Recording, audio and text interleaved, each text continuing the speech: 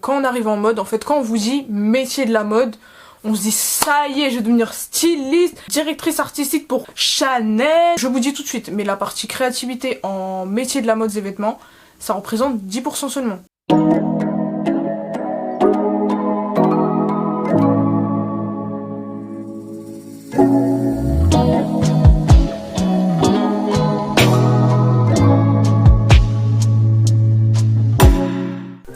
Hey! Aujourd'hui dans cette vidéo je vais parler des études de mode parce que j'ai fait des études de mode et j'ai vu que ça vous a énormément intéressé. J'ai reçu plein de questions donc je me suis dit pourquoi pas faire une vidéo en fait. Déjà je tenais à faire un petit disclaimer. Je trouve que y a une dévalorisation des études. Genre même sur YouTube je trouve que les études elles sont pas très mises en avant. On est plus en mode hey tout le monde chill, tranquille, juste tu fais des vidéos, raconte ta vie et puis tu vas gagner de l'argent. Non. Donnez de l'importance aux études, ayez de la curiosité intellectuelle, ayez soif de savoir, vous voyez. Genre je trouve que c'est quelque chose qui se perd, la soif de savoir en fait, la soif de culture. Et apprendre en fait, ça, on apprend toute sa vie. Mais je veux dire profitez de votre âge, on va dire assez jeune, et de la fraîcheur de votre cerveau pour apprendre en fait, et pour avaler le plus de choses. Même si c'est des choses hors sujet, que vous vous dites ouais ça va pas me servir plus tard. Encaissé. Bon, à part les maths. À part les maths. Bon, je dis ça parce que je suis nulle en maths, hein, mais genre c'est nul, genre je crois même que j'ai une maladie parce que c'est pas possible. Mais non, franchement, je trouve que ça se perd sur YouTube, cette valeur-là de mettre en avant les études. Parce que c'est important quoi, c'est important, on apprend tout au long de sa vie et ne pas profiter, surtout en France. On a la chance d'avoir l'accès à l'éducation pratiquement gratuit en fait, et même les musées. Soyez curieux, allez dans les musées, je vous assure que depuis que je vais dans les musées, ma vie a changé. Vraiment. C'est incroyable comment on est ouvert sur le monde et comment on se rend compte de la grandeur du monde. Donc bref, j'ai arrêté de m'étaler sur le sujet. Je vais décaler ma caméra. Voilà. Est-ce que là c'est... Non, c'est trop loin. Déjà, moi, mon parcours dans la mode. Alors, faut savoir que après mon brevet, je me suis dit, on va faire court, hein, les études, j'ai pas trop envie de m'attarder là-dessus. Donc, je vais peut-être me diriger vers un CAP. Heureusement, c'est ce que je n'ai pas fait parce que j'aurais regretté toute ma vie. Je voulais faire court dans les études, je voulais pas aller loin. L'environnement d'où je venais, les études, c'était pas le but ultime hein, de chacun, hein, c'était faire de l'argent, puis s'amuser, et puis on s'en fiche quoi. Les études c'était vraiment rien à faire quoi. Après je me suis dit pourquoi pas, enfin de base j'étais partie sur un bac gestion, administration ou commerce, je sais plus ce que j'avais mis franchement, j'étais en mode en cherchant un peu les écoles, je me suis rendu compte qu'il y avait un bac métier de la mode et vêtements, bac MMV quoi. Et je me suis dit bon bah je crois qu'au lieu de faire un CAP je vais faire ça, mais je sais pas c'était quoi le déclic, pourquoi je me suis dit on va abandonner le CAP et du coup on va faire le bac. Et je sais pas ce qui m'a pris, mais Asia, mais heureusement t'as fait ça quoi, non mais... Après je ne dévalorise pas du tout le CAP, mais je veux dire que à l'heure d'aujourd'hui, comment je me sens, je me serais pas vue être dans un CAP, c'est pas assez loin pour moi. C'est pas assez poussé, c'est pas assez... Donc franchement, Dieu merci quoi, Dieu merci de m'avoir guidé vers ce chemin, voilà, j'ai pas les mots. Je suis rentrée en bac métier de la mode et vêtements, donc faut savoir que pour rentrer, enfin à l'époque, je dis à l'époque mais ça date de 3 ans quoi. Non ça date de combien de temps? Ça date de combien de temps j'ai passé mon bac? Je suis rentrée en bac, pardon. Bref, je sais plus. Je suis rentrée en bac, mais il faut savoir qu'il y avait un espèce de casting. Et en gros, après avoir donné ta candidature dans tel lycée, ils t'appellent et ils te disent bon bah tu viens ce jour-ci et on va parler avec toi. Donc j'ai eu rendez-vous au lycée en question dans le 95. J'ai eu un espèce de comment ça s'appelle? Un espèce de... Je sais pas comment... Putain mais n'importe quoi, la fille elle arrive même pas à expliquer. Donc en gros c'était une grande salle où il y avait tous les professeurs du corps enseignant. Il y avait deux professeurs par table. Et donc moi je m'avance, je vais à la table où il y a mes professeurs. Le professeur qui était là c'était ma future prof de couture et mon futur prof de maths. Cœur sur vous, c'est grâce à vous que j'en suis là aujourd'hui. Oui, et respectez vos professeurs s'il vous plaît. Faut respecter ses professeurs. Enfin moi je mets le professeur au même niveau qu'un parent. T'es plus à l'école que chez toi. Je trouve que le professeur a un grand rôle dans la vie de chacun. Enfin, ils nous éduquent quoi. Ils sont là pour vous, ils s'occupent de vous, ils vous enseignent, tout ça. Donc voilà. Ensuite, donc je m'installe. Et puis après on me pose des questions, grosso modo on m'a demandé c'était quoi mes projets, pourquoi je voulais faire de la mode, qu'est-ce qui m'intéressait, tout ça. Après je repars chez moi, voilà, la vie reprend son cours.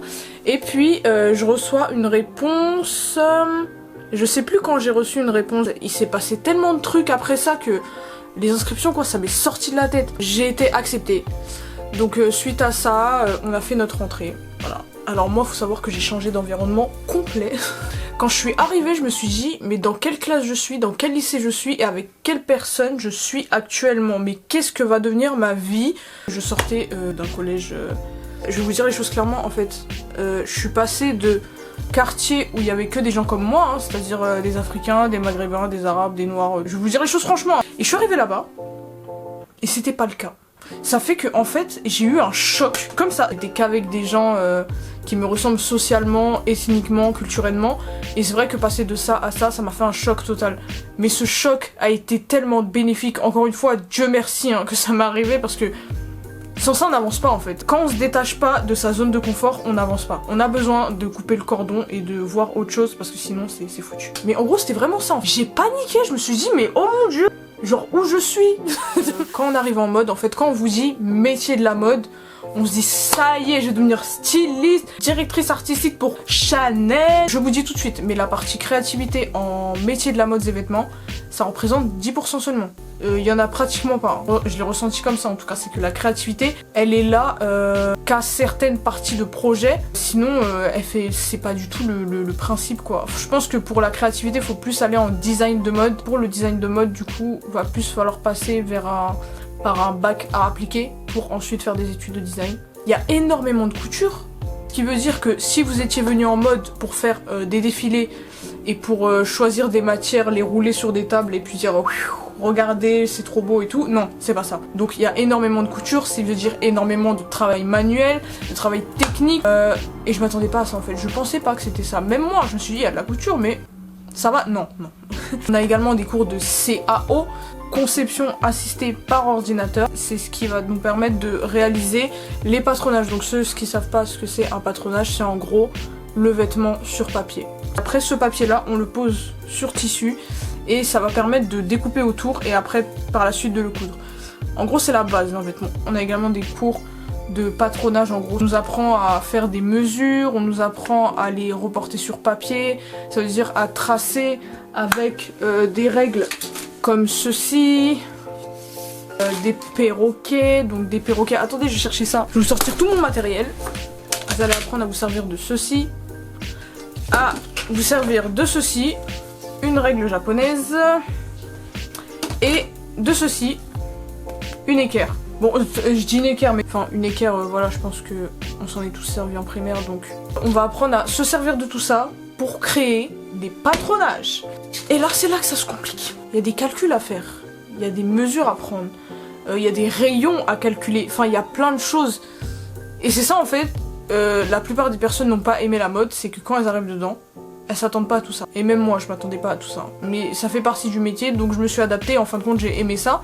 Mais c'est vrai qu'on s'y attend pas tout de suite. Par contre, la partie que j'ai vraiment aimée, c'est qu'en métier de la mode, on a des cours d'art appliqué. Ça va peut-être vous paraître chiant. Encore une fois, je remercie mon professeur parce que elle nous a forcé à dessiner. Vraiment, elle a bien fait parce que à l'heure d'aujourd'hui, je peux dessiner des corps, je peux dessiner des vêtements en mouvement. Et elle a bien fait d'appuyer sur ça parce qu'à l'heure d'aujourd'hui, je suis en BTS et on nous dit ah non, vous décalquez en fait.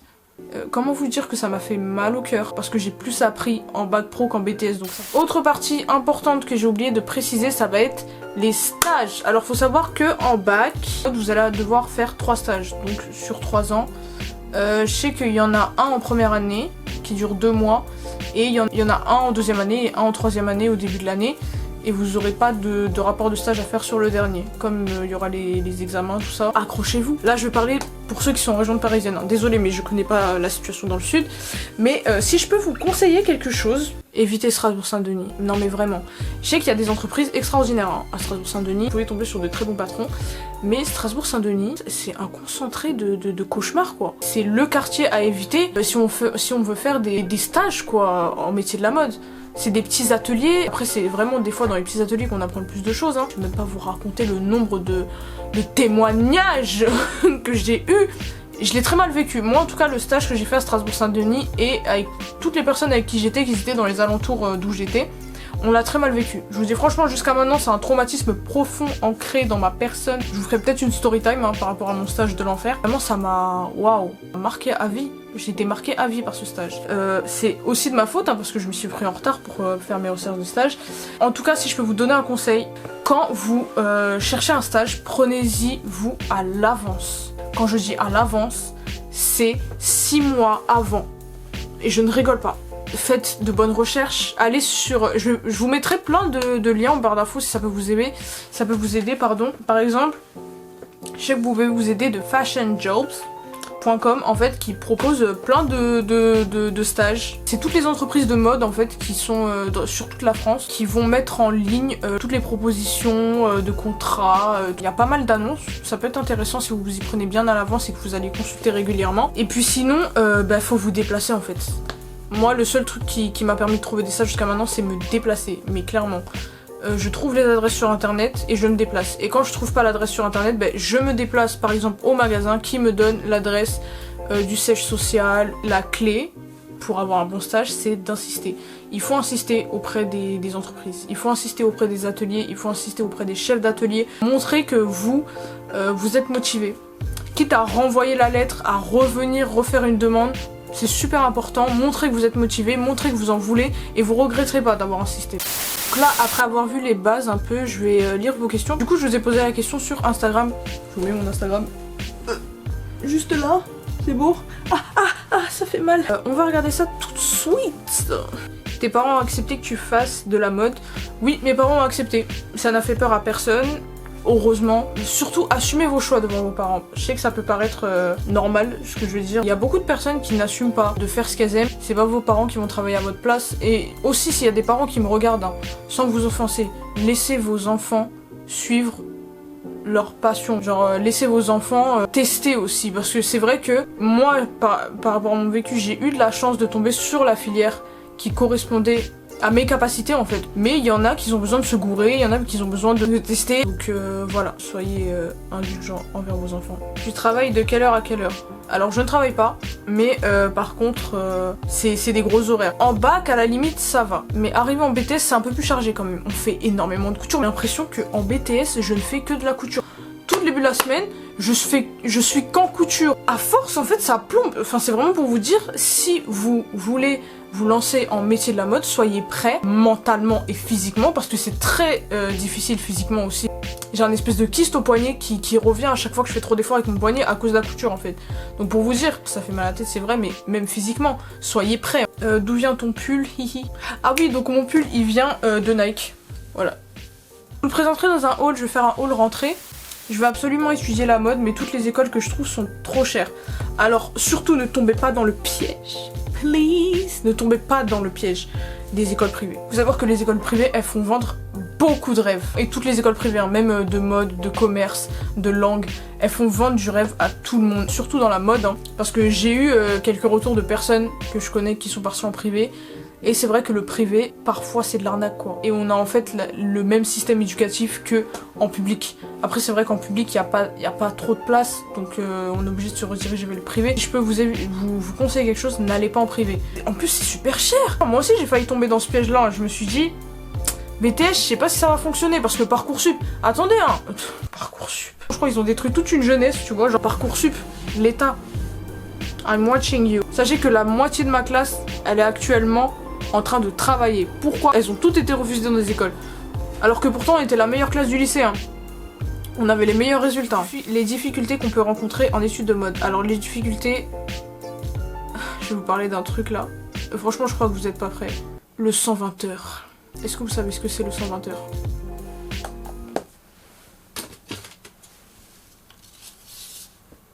C'est Koh-Lanta. Soyez prêts mentalement à affronter le 120 heures. C'est le grand examen qui va déterminer si tu réussis ton année scolaire ou pas à la fin des 3 ans de bac pro. En gros, c'est 120 heures, exactement 120 heures, pour imaginer, créer, réaliser, confectionner aussi et industrialiser un vêtement.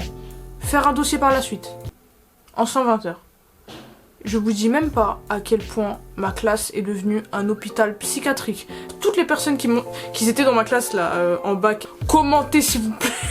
Si vous avez des témoignages de 120 heures, je vous assure, commentez, qu'on rigole un peu parce que non mais, mais j'ai des vidéos, mais c'est pas possible. On était en train de chanter devant les ordinateurs, t'en as, ils se roulaient par terre. Parce qu'en fait, le 120 heures, je vous explique, on a une partie à appliquer, donc ça veut dire qu'on a 3 jours pour créer et faire des planches d'art appliqué. Donc des planches, c'est des feuilles à peu près comme ça, hein, où on va mettre le vêtement de tous les côtés, qu'on va faire des recherches, plein de choses autour de la créativité qui vont nous permettre de réaliser notre vêtement final. Il y a presque 5 planches, je crois, à faire, donc en 3 jours, la mise en couleur, le crayon, le croquis, je vous dis même pas les textes, l'amélioration, et on doit faire le patronage, ça veut dire les calculs, on doit faire la toile, la coudre, faire les essais technologiques, faire le dossier en parallèle du vêtement, avoir trouvé les tissus. Après, pendant 4 semaines, on était enfermés dans une salle de classe. C'était devenu les anges de la télé-réalité. Un jour, j'ai frappé une chaise, quoi, pour vous dire à quel point ça nous a tous rendus fous. Tu te lèves le matin, tu vas en cours, tu couds, tu rentres le soir, t'es tellement fatigué que tu dors, tu te lèves, oh, c'est déjà l'heure, et ben faut repartir. Et en fait, t'es dans une boucle infinie, comme ça, tu tournes. Et tu vois plus le bout. Et en plus, t'as la pression. Et les heures, elles sont comptées, attention, hein. Franchement, préparez-vous à ça. Si je peux vous dire un seul truc, c'est que celles qui sont prêtes à rentrer en études de mode en bac, préparez-vous à ça. Vous savez que j'ai même fait un burn-out un jour pendant le 120 heures. Je pensais même pas que c'était possible en fait. Je me suis dit, burn-out, tu sais, faut vraiment être à bout pour faire un burn-out. J'ai fait un burn-out. Je crois que c'était au bout de 2-3 semaines. Hein. Un matin, je me suis levée et je sentais plus mon corps. J'étais. Vous savez, il y avait le train, j'étais en mode. Je pouvais pas courir, j'étais comme ça, j'arrivais même plus à marcher et tout. Et toute la journée, j'ai eu un mal de tête, j'étais hors de moi. Et je vous assure, et pourtant j'ai eu des grippes, hein, et franchement là, c'était pire que la grippe. Donc préparez-vous aux 120 heures. Alors sinon, concernant le BTS, c'était assez cool. Là, j'ai passé ma première année de BTS.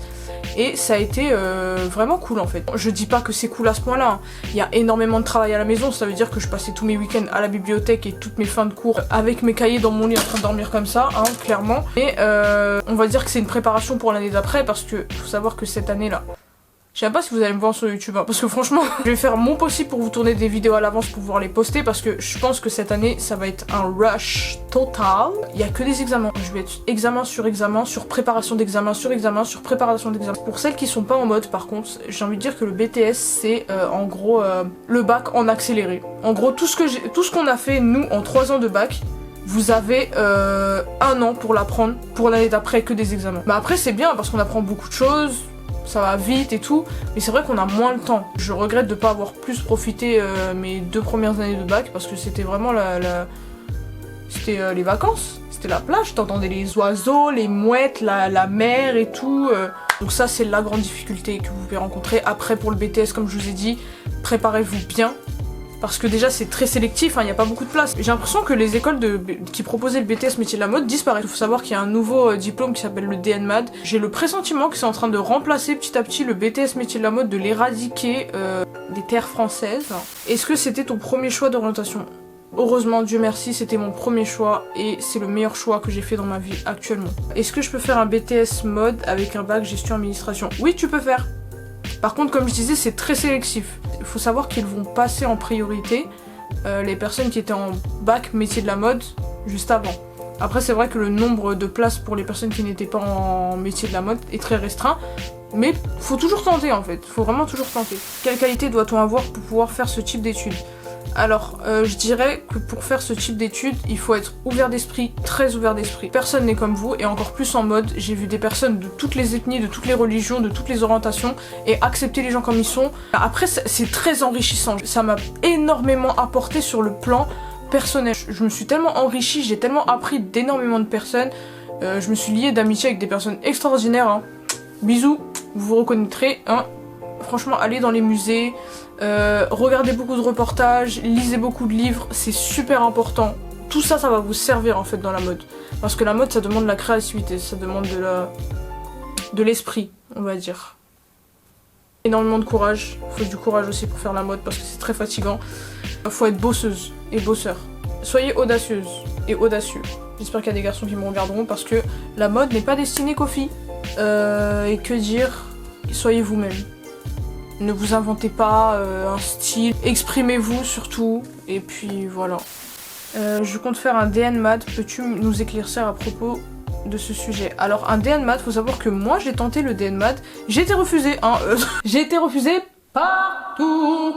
J'ai voulu faire un DN Math quand ça venait de se mettre en place. Donc c'est vrai qu'il n'y avait pas beaucoup de place, c'était beaucoup sur Paris et j'ai été refusée partout. Après je sais pas pourquoi, mon bac pro métier de la mode et vêtements, mention très bien, ne leur a pas suffi. Non, je rigole. Je sais pas sur quoi ils se basent. J'ai l'impression que Parcoursup là c'est très aléatoire, moi je suis pas convaincue par Parcoursup hein, jusqu'à maintenant. Question intéressante. En gros, compatibilité avec l'éthique musulmane, débouchés, difficultés, prix, reconnaissance. Alors, compatibilité avec l'éthique musulmane, je dirais que oui, c'est tout à fait compatible. Déjà, ça te permet de faire un métier, on va dire, libéral, hein, qui te permet de te mettre à ton propre compte, de créer ta propre entreprise, parce que tu n'as pas forcément besoin d'être dans une entreprise pour faire de la couture et de la mode. Donc ça peut te permettre aussi de porter ton foulard si tu ne peux pas le porter dans certaines entreprises. C'est vrai que tu peux faire les vêtements que tu veux, clairement. Tu peux faire des vêtements qui correspondent à l'éthique islamique, comme qui ne correspondent pas. Donc oui, c'est tout à fait compatible avec l'éthique musulmane. Alors les débouchés, après les débouchés, ça va être... Bon, j'ai pas envie de dire restreint, mais... Non, je pense que tout est possible, vraiment tout est possible. On peut tout faire, mais après c'est à nous de se donner les moyens. Il n'y a pas vraiment de barrière, j'ai envie de dire. Le prix, alors moi le prix j'ai mis 0 €. Hein. Heureusement j'ai été pris qu'en école publique.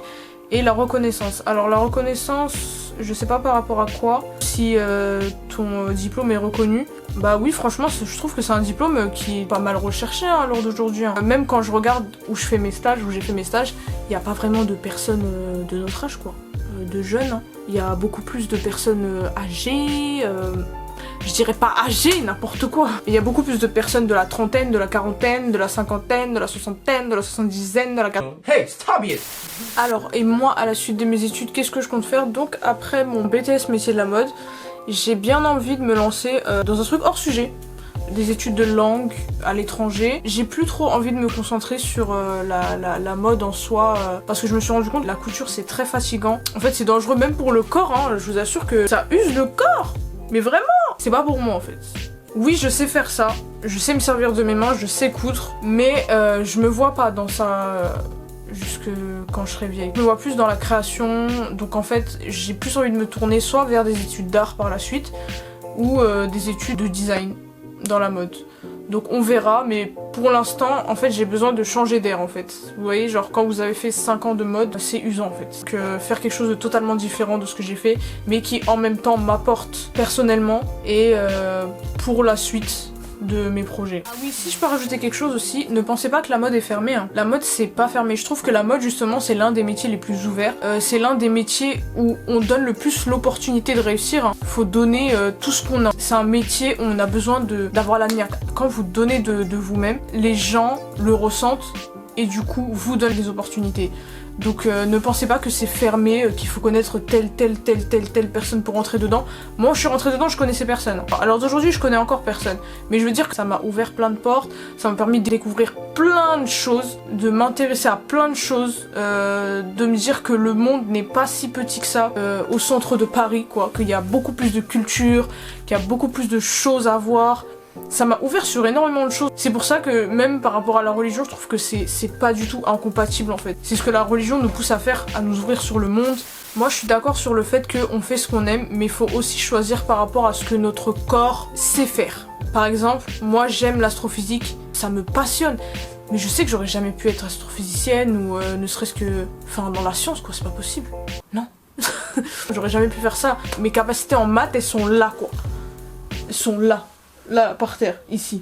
C'est handicapant, mais j'ai envie de dire que c'est comme ça. Donc voilà, basez-vous sur ce que vous savez faire, ce dont pourquoi vous êtes doué aussi. N'hésitez pas à me dire en commentaire si vous avez d'autres questions. J'essaierai de répondre un peu à tout. J'espère que ça vous aidera et que ça aidera le plus de personnes qui viendront et qui passeront sur ma chaîne.